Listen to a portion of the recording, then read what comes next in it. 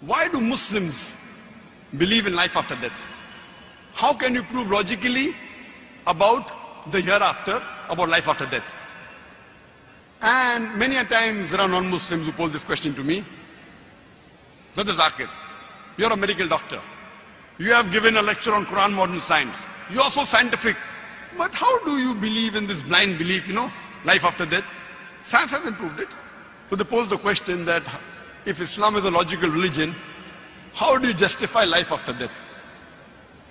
I tell them that life after death is not just a blind belief, it's a logical belief. And I've given the talk on Quran modern science, and I've proven that there are more than 6,000 verses of the Quran, out of which more than 1,000 verses of the Quran, they speak about science. But today, science hasn't advanced so much to prove everything of the Quran. So if we analyze, say approximately 80% what the Quran speaks, which is related with science, has been proved to be 100% correct. 20%, it is ambiguous. Neither right, neither wrong. We don't know.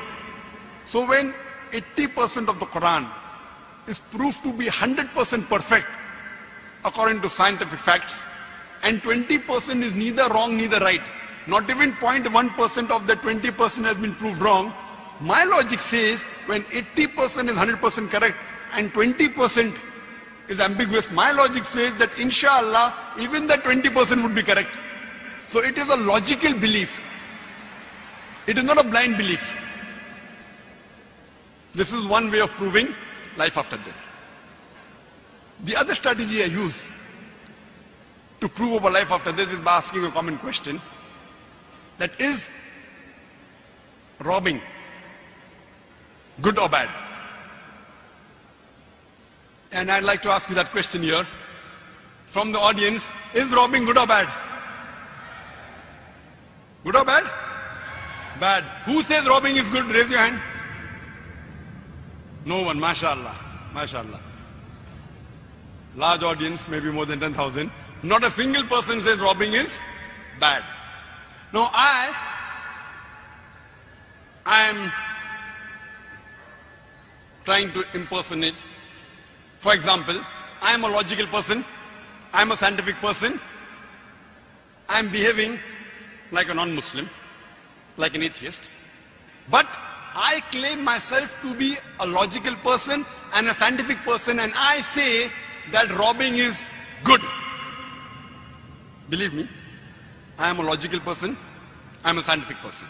I say robbing is good, and I like robbing.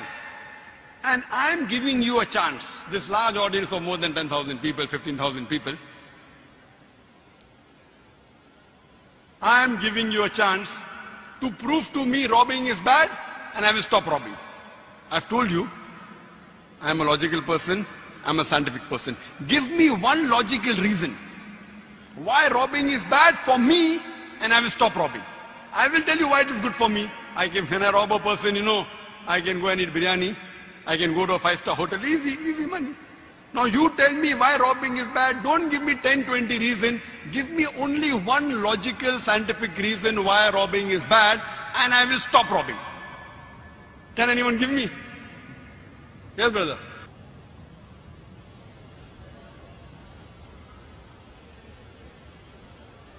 If you rob someone,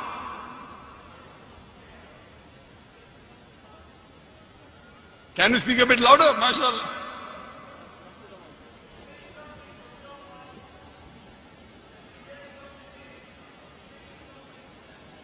Very good. Brother saying, if I take something from someone, I'm taking away something from him. I agree. It is a loss for that person, but benefit for me. I agree with you. What I told you, prove to me why it is bad for me. It is bad for the person who I've robbed. What I told you, prove to me why it is bad for me. I am logical, I am scientific. I agree it is bad for the person who I've robbed. Tell me why it is bad for me, I will stop robbing. Yes, brother, loudly. Someone will rob me, will I like it? Very good. Brother, I am a big mafia. I have got 100 bodyguards and all of them are behind the stage. I am a big robber, I am not a small robber. For small robber it is bad. Someone may rob you. I'm a big mafia. I've got 100 bodyguards all behind, all with AK-47. I'm logical, I'm scientific. I'm a big robber. For small robbers it is not good. Somebody may rob you. So why it is bad for me?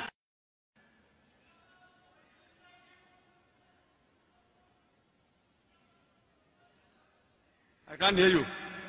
Anyone? Yes, brother. Hello, my name is Nadeem. Why is robbing bad for me?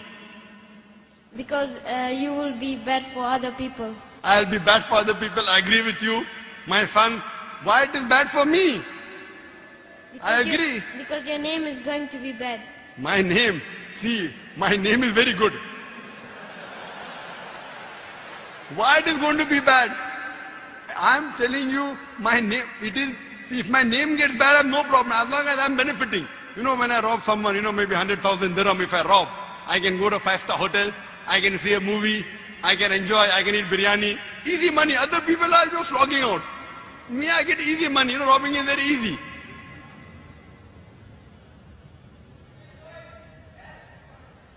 Anyone?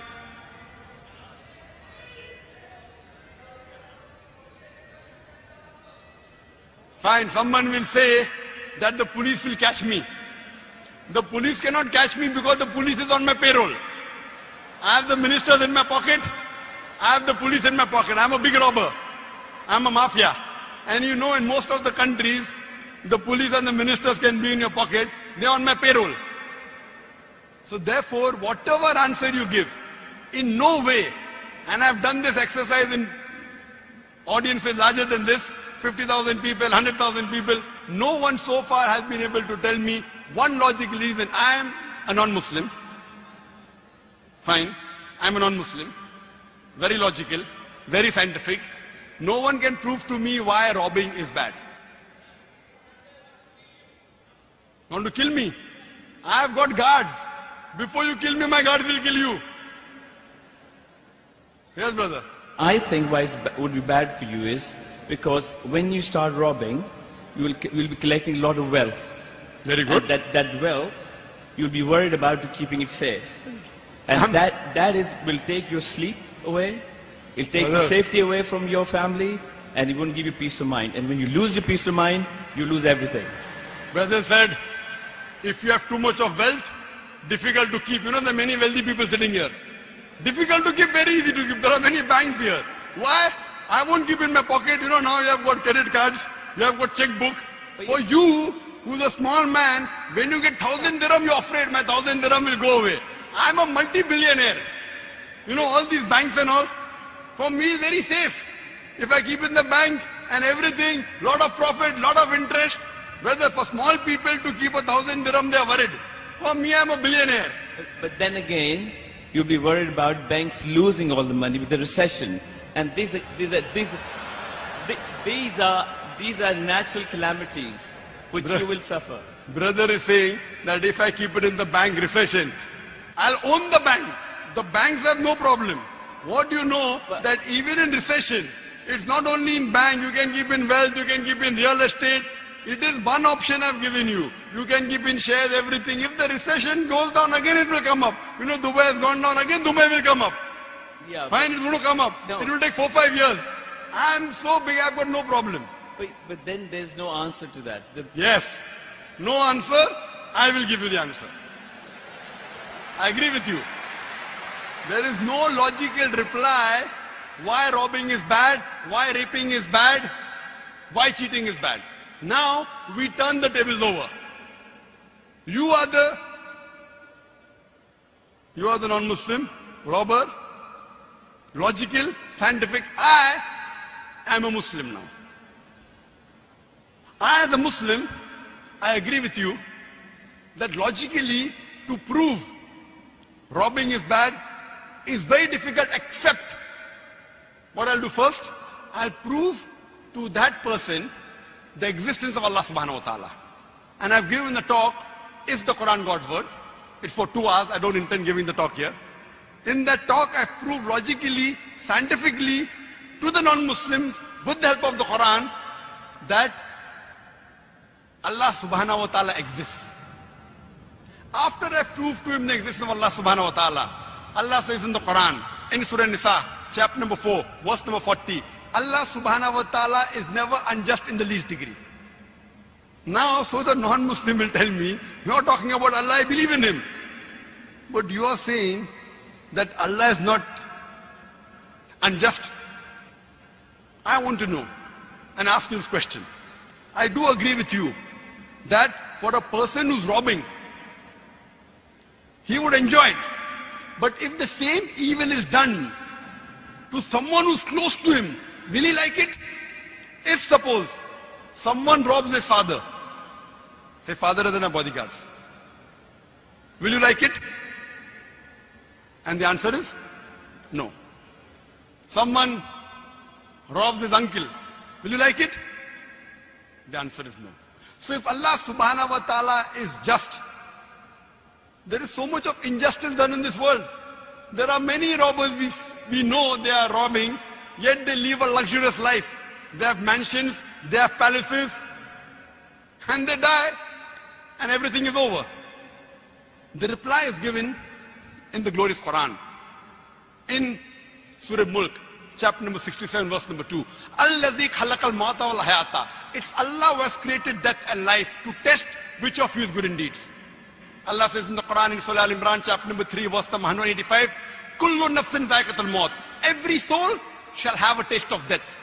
And the final recompense will be on the day of judgment. Whosoever is saved from the hellfire and enters the garden, the paradise, he has achieved the objective of this world. For this world is goods and chattels of deception. So Allah says, the final recompense is only on the day of judgment. That means only believing in Allah is not sufficient. One of the pillars of Iman is, besides believing in Allah and the prophets and the books and the angels and the Qadar, is to believe in life after death. Without life after death, only believing in Allah is not sufficient at all. Therefore, one of the pillars of Iman is Akhirah, life after death. And we know that there are many robbers who are powerful. There are many thieves who are powerful. Mafias are powerful. Some of them get arrested. Some of them get punished in the world. Many of them go unpunished. So what kind of a test is this? So I will tell this rich person, who's a robber, who's powerful, fine, I agree with you. You will enjoy in this world. You will sleep peacefully, easy earning. But what about the Akhirah? What about life after death? There has to be a life after death. Only logically, without life after death, the life in this world cannot be justified. When we talk about justice, for example, you might have heard of Hitler. He incinerated 6 million Jews. Today, if you arrest him, what the punishment can you give? If Hitler was arrested by the police, what punishment could the law give him of this world? Maximum 1 death. What about the balance? 5,999,999 people he killed. You can only justify 1 death. But in the Akhirah, Allah says in the Quran, in Surah Nisa, chapter number 4, verse 56, that as to those who reject our signs, we shall cast them in the hellfire. And as often as their skins are roasted, we shall give them fresh skin so that they shall feel the pain. So if Allah subhanahu wa ta'ala wants to incinerate, burn Hitler 6 million times, he can do it. If Allah wants to burn him 12 million times, he can do it in the Akhirah, not in this world. In this world, whatever your police catches, you can maximum compensate for 1 death. That's the reason, logically, and to justify that robbing is bad, raping is bad, bribing is bad. There has to be something like Akhirah. There has to be life after death. Without life after death, only believing in God is not sufficient. Only believing in Allah will not justify why robbing is bad, why raping is bad, why bribing is bad, except with the concept of Akhirah, as Allah says in Surah Al-Imran, chapter 3, verse number 185, Kullu nafsin zaiqatul maut. Every soul shall have a taste of death. The final recompense is in the day of judgment.